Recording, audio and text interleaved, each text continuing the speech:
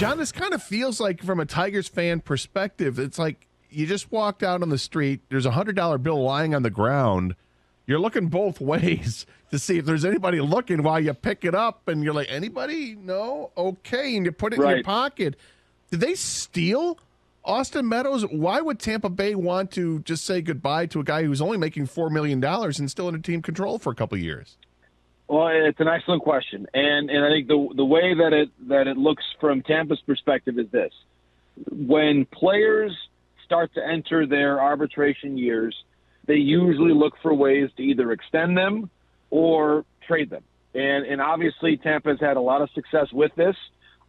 They may have said in their own internal conversations that they have enough outfielders to handle Meadows not being there any longer, and I think that certainly, when you look at how they've moved on from players, whether it's Joey Wendell as an infielder in the last year, they typically do move on from players maybe 1 year early as opposed to 1 year late, which they can't really afford because they have to keep getting value and picks and younger players. And Isaac Paredes, I think there was a lot of redundancy for him with the Tigers right now. Certainly right now that they were going to have Scope playing second. We'll see with Candelario.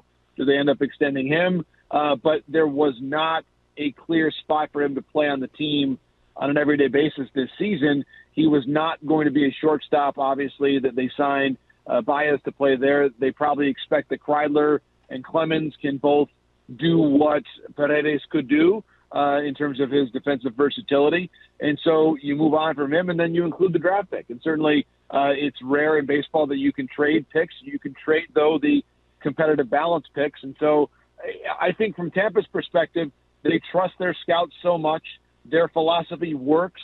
So you bring the pick in, and then you bring in Paredes and hope that he's able to be a very good, patient hitter for you in a way that really Detroit didn't quite have that same level of fit for him right now. So I understand why Tampa made the deal. I also understand why, if the independent analysis and the analysis of Tigers fans is that Detroit did very well, I certainly concur with that because I've seen Meadows play now for a number of years, and he's been a 30-homer bat. I think he'll get even better next year. And paying him whatever his arbitration raise will be for the Tigers next season is much easier for them to do than it would be for Tampa because depending on what you do with Grossman's option long-term, maybe your outfield next season is Green, Baddoo, and Meadows, and if that's the case, it's a pretty good outfield. Sometimes before a season, you can kind of get into, fantasy talk about your team, competing. Is it fantasy talk to talk about the Tigers being a playoff contender, or is that real talk? No, I think it's real talk. I mean, it really is. You look at I'll say a couple different things on this. Number one, you look around the division, and now we have 2 wild card spots, 3 wild card spots to compete for, of course. So our 6 teams make the playoffs, 3 division champions, and 3 wild cards.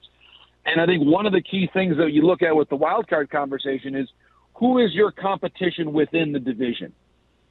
And I do think the Central is balanced. It's not as good as the East, and it's probably not even as good as the West. But it is going to be competitive to where if you get off to a good start, and it will not surprise anybody if Cleveland is below 500 in the middle of May, if we're hearing about Plesac and Bieber and Ramirez all being on the trade market. Kansas City is maybe in a similar situation to Detroit, but I don't think that Kansas City has the same young pitching the Tigers have. Skubal looked tremendous yesterday. Mize has had a really good camp. Rodriguez has as well. Meanwhile, in Chicago, Lance Lynn is out for at least a month and maybe longer with knee surgery. And they're wondering, is Michael Kopech ready? And does Dallas Keuchel still have a good year left in him? I think for me, the top 3 spots in the Tigers rotation, maybe Cleveland has a better rotation, still 1 through 5, but Cleveland's lineup is not as good as Detroit's lineup.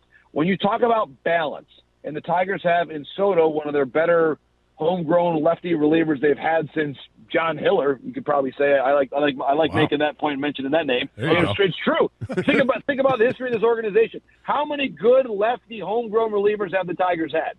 There's not a lot since John Hiller. It's been a blind spot for the organization for a long time. And so, obviously, Funkhauser has had a bit of an issue this spring, injury-wise, as has Chafin. But if they can find a way to, and I think once Pineda comes back, it's really going to help them because then Alexander moves into more of a long relief type role. This team, the Tigers right now, they have fewer questions than I think almost any other team in their division. And that's what this is about. Yes, to some extent, you think about the Yankees and Red Sox and Blue Jays and Rays when it comes to the wild card conversation. But you got to be better than the teams in your division, and maybe even if you can win one of the wild cards, if Cleveland goes into a dramatic rebuild or if Minnesota doesn't click and all of a sudden there's drama about will they trade Correa. There are a lot of questions about the other teams in this division to where I think if everything clicks for the White Sox, they're still the best team. They're still the most talented team. But there are many scenarios that exist where the Tigers wind up in the playoffs.